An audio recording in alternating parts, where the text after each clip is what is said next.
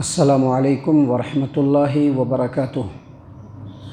الحمد للہ رب العالمین والصلاة والسلام علی رسولہ الکریم وعلی آلہ وصحبہ اجمعین، اما بعد۔ عن انس بن مالک رضی اللہ عنہ قال قال رسول اللہ صلی اللہ علیہ وسلم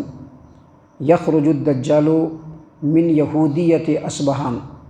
معہ 70,000 من الیہود، رواہ احمد فی مسند انس بن مالک رضی اللہ عنہ۔ معزز سامعین کرام، آج کے اس درس میں ہم آپ کے سامنے یہ بات واضح کریں گے اللہ کے رسول صلی اللہ علیہ وسلم کی حدیثوں کی روشنی میں کہ دجال کس مقام سے نکلے گا، کس جگہ سے نکلے گا، کس طرف سے نکلے گا۔ معزز سامعین کرام، میں نے پہلے بتلایا تھا کہ دجال کا فتنہ اس کائنات میں سب سے بڑا فتنہ ہے، سب سے بڑا فتنہ۔ اور دجال کے ظہور کے بعد، دجال کے نکل جانے کے بعد اگر کوئی آدمی ایمان لانے کی کوشش کرے گا، اس کا ایمان لانا کچھ بھی فائدہ مند نہیں ہوگا۔ اور دجال کے بارے میں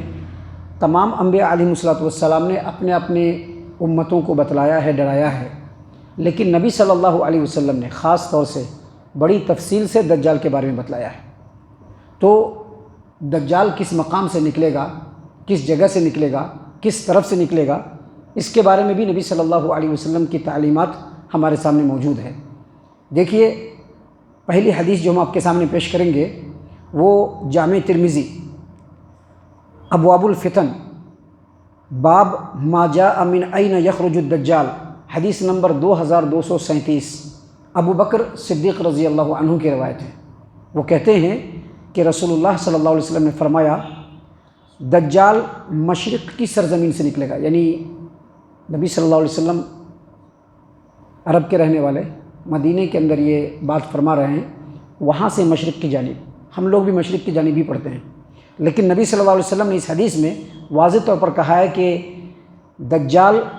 مشرق کی سرزمین سے، مشرق کی جانب سے نکلے گا، جس کو خراسان کہا جاتا ہے۔ جس کو کیا کہا جاتا ہے؟ خراسان۔ اور پھر نبی صلی اللہ علیہ وسلم نے فرمایا کہ دجال کی پیروی وہ لوگ کریں گے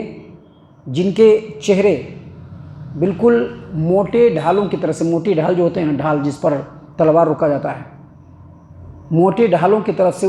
سے ان کے چہرے بالکل چپٹے ہوں گے۔ ایسے لوگ دجال کی پیروی کر رہے ہوں گے،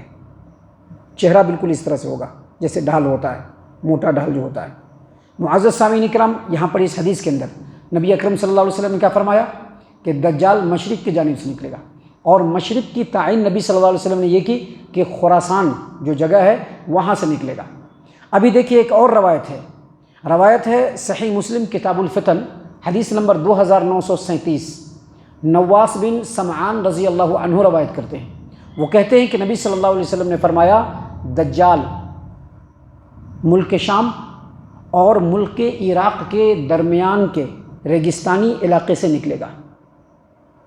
سامعین کرام، اس کے علاوہ ایک اور حدیث ہے جو صحیح مسلم کتاب الفتن حدیث نمبر 2942 کی ہے۔ فاطمہ بنت قیس رضی اللہ عنہا روایت کرتی ہیں کہ نبی صلی اللہ علیہ وسلم نے فرمایا خبردار ہو جاؤ، آگاہ رہو، دجال شام کے سمندر میں،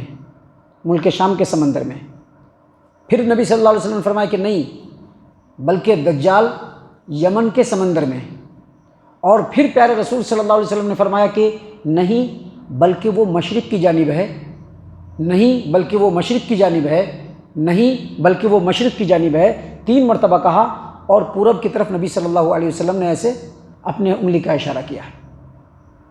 سامعین کرام، اس سلسلے کی جو چوتھی روایت ہے جو ہم آپ کے سامنے پیش کرنے والے ہیں وہ مسند احمد، مسند انس بن مالک رضی اللہ عنہ، حدیث نمبر 13344، 13344 نمبر کی روایت ہے مسند احمد کی۔ انس بن مالک رضی اللہ عنہ کہتے ہیں کہ نبی صلی اللہ علیہ وسلم نے فرمایا کہ دجال اصبہان کے علاقہ یہودہ سے نکلے گا، دجال اصبہان کے علاقہ یہودہ سے نکلے گا، اور اس کے ساتھ 70,000 یہودی ہوں گے جو اس کی پیروی کر رہے ہوں گے۔ یہ 4 حدیثیں ہم نے آپ کے سامنے پیش کی ہیں، اور چاروں حدیثوں پر آپ غور کریں گے تو پتہ چلے گا، ایسا بظاہر معلوم ہوتا ہے کہ نبی صلی اللہ علیہ وسلم نے الگ الگ مقام بتایا ہے۔ جیسا کہ دیکھیے،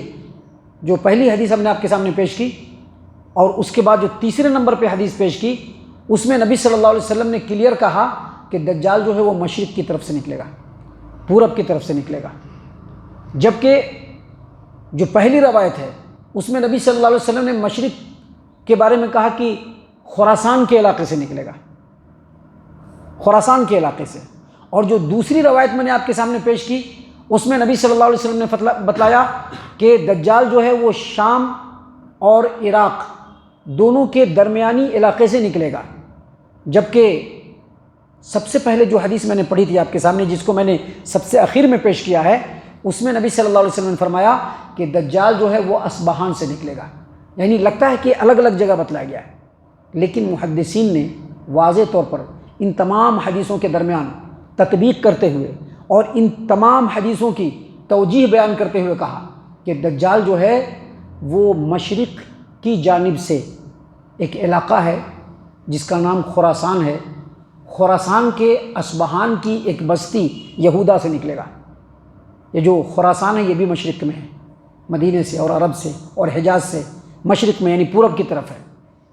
خراسان بھی پورب کی طرف ہے، اصبہان بھی پورب کی طرف ہے، اور یہودا بھی پورب کی طرف ہے۔ معزز سامعین اکرام، نبی صلی اللہ علیہ وسلم نے جو مختلف جگہیں بتلائی ہیں، ان تمام کی توجیہ بیان کرتے ہوئے محدثین علماء کرام نے کہا ہے کہ نبی صلی اللہ علیہ وسلم کے فرمانے کا مطلب یہ ہے کہ دجال سب سے پہلے مشرق کی جانب واقع خراسان کے اصبہان کی ایک بستی یہودا سے نکلے گا، اور جب وہ نکلے گا تو نکلتے ہوئے وہ جب حجاز کے علاقے کا، عرب کے علاقے کا، خاص طور سے جو نبی صلی اللہ علیہ وسلم کی جو علاقہ ہے، مکہ ہے، مدینہ ہے، ریاض ہے، یہ تمام کے تمام علاقے جو ہے وہ حجاز کے علاقے کہلاتے ہیں۔ تو جب یہ حجاز کی طرف رخ کرے گا تو حجاز کی طرف پہنچنے کے لیے یہ ملک شام اور ملک عراق کے درمیان کا جو ریگستانی علاقہ ہے اس کو وہ پکڑ کر کے حجاز کی طرف جائے گا۔ نبی صلی اللہ علیہ وسلم کے فرمانے کا یہی مطلب ہے۔ تو تمام باتوں کا جو واضح مقصد ہے اور واضح مطلب ہے وہ یہ کہ دجال مشرق کی جانب سے نکلے گا، خراسان کے علاقے سے نکلے گا۔ خراسان میں اصبہان بستی ہے، اور اصبہان جو ہے علاقہ ہے، اور اصبہان علاقے کے یہودا بستی سے نکلے گا، اور اس کے پیچھے 70,000 یہودی ہوں گے جو اس کی پیروی کرتے ہوئے چلیں گے۔ سامعین کرام، ابھی دجال کے بارے میں اور بھی بہت ساری باتیں ہیں جو انشاءاللہ اس کے بعد کے دروس میں ہم آپ کے سامنے پیش کرنے والے ہیں۔ ہم اللہ تعالیٰ سے دعا کرتے ہیں کہ اللہ تعالیٰ ہم تمام کو دجال کے فتنے سے محفوظ فرمائے، آمین۔